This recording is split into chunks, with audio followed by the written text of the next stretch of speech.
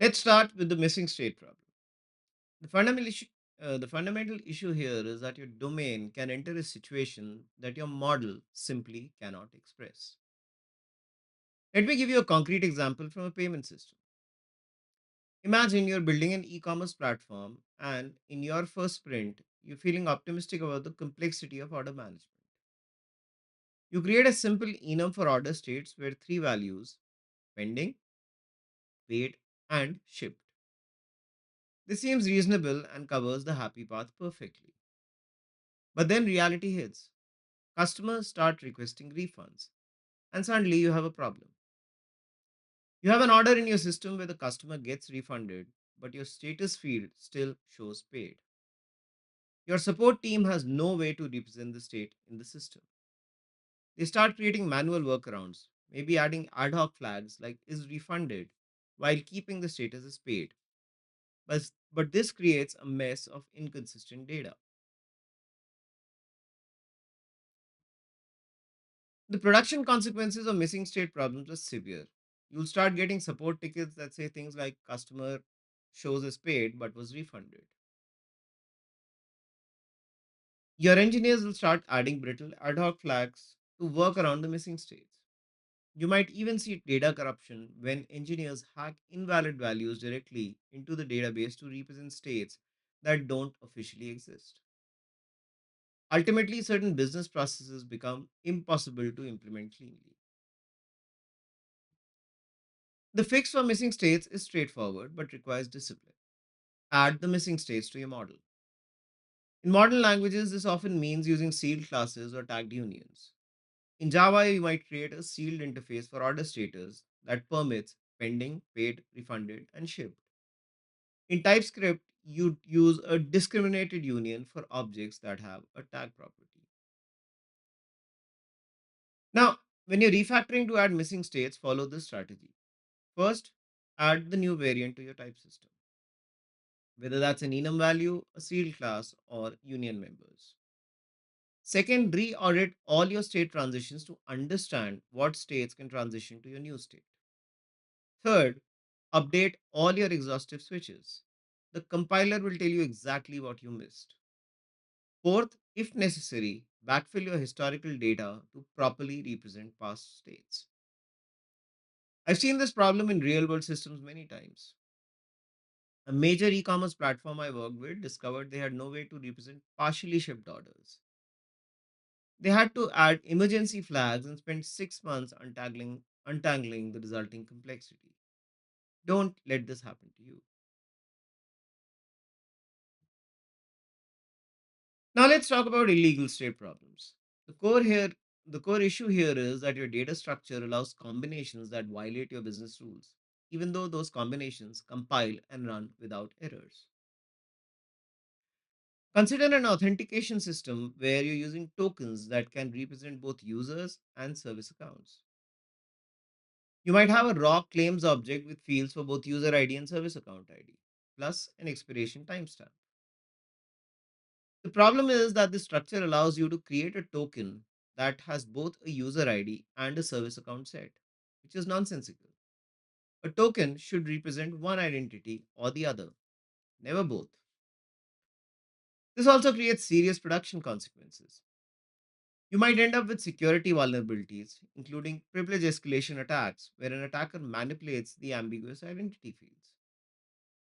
Your business logic will have undefined behavior when it encounters these illegal combinations. You'll get contradictory data in your downstream analytics systems. And you're likely to encounter race conditions when multiple fields need to be updated together, but the updates happen at different times. The fix for illegal state is to make illegal states unrepresentable in your type system. Instead of having a single claims object with optional fields for different identity types, create a sealed hierarchy or discriminated union. In Java, you might create a sealed interface called auth claims with two implementations: user claims that contains a user ID and expiration, and a service claims that contains a service account ID and expiration. When you do this, your code for processing authentication becomes much cleaner. You can use pattern matching or switch expressions, and the compiler ensures exhaustiveness. You can't forget to handle one of the cases. More importantly, it becomes literally impossible to create the hybrid claims that were causing problems before. The refactoring strategy for illegal state involves several steps. First, split your data into mutually exclusive variants using tagged unions or sealed hierarchies. Second, add construction helpers that guarantee your business invariants are maintained. Third, implement fail fast validation when illegal input arrives at your system boundaries. And fourth, update all the places in your code that create these objects to use the new safe constructors. Redundant state problems occur when two or more fields in your data model encode the same information, creating opportunities for inconsistencies. This is one of the most insidious problems because the inconsistencies often don't manifest immediately. They creep in over time as different parts of your system update different fields.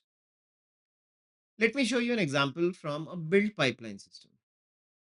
Imagine you have a database table for builds with both a status column that can be running, or success, or failed, and a finished at timestamp column that's null for running builds and contains a timestamp for finished builds. On the surface, this seems reasonable, but it creates redundancy because the status and the presence or absence of finished at encode the same information about whether the build is complete.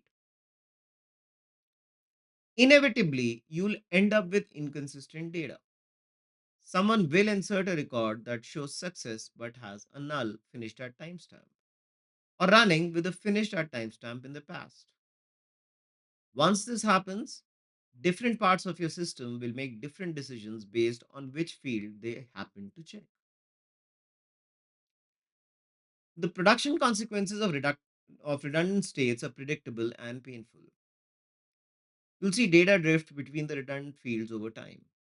You'll encounter race conditions during updates, where one field gets updated but not the other. You'll waste countless hours in meetings asking which column is the source of truth. And you'll inevitably have bugs where different parts of your code use different fields to make the same decision. The solution is to establish a single source of truth. Instead of having a separate status and finished at field, create a structure that makes inconsistency impossible. You might use a sealed class hierarchy when you have a running state that contains just the start time and a done state that contains the result, start time and finish time together.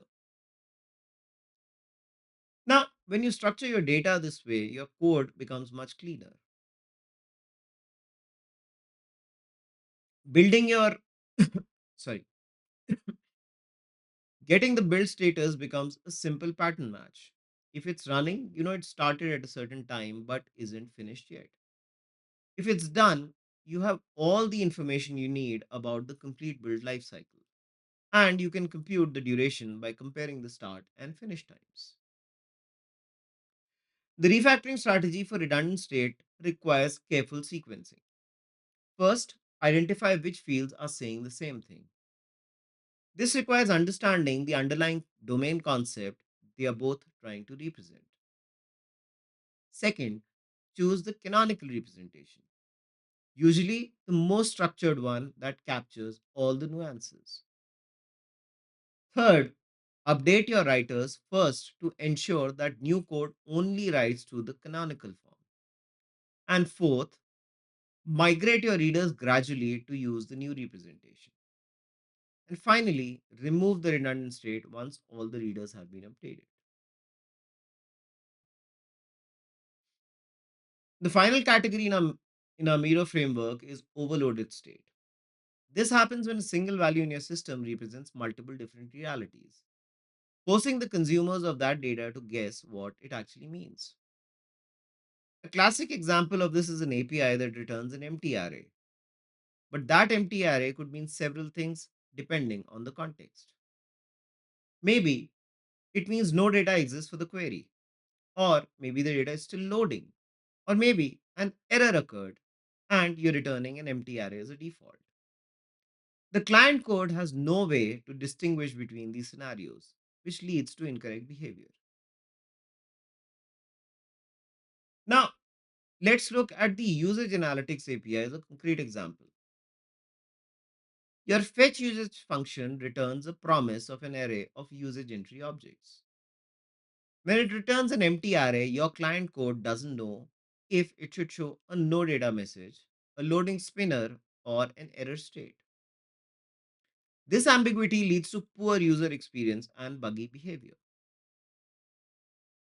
The production consequences of overloaded state are particularly damaging to user experience. Users might see no data messages while the system is still loading, which creates confusion and frustration. Your business metrics become unreliable because you can't distinguish between actual zero values and missing data. Pagination becomes broken because you can't tell the difference between empty results and errors. And you'll encounter race conditions between loading and loaded states. The fix is to make the different states explicit. Instead of overloading an empty array to mean multiple things, create a type that explicitly represents the different states your data can be in. You might create a remote type that can be loading, error with a reason, or success with the actual data. When you make this change, your UI logic becomes completely deterministic.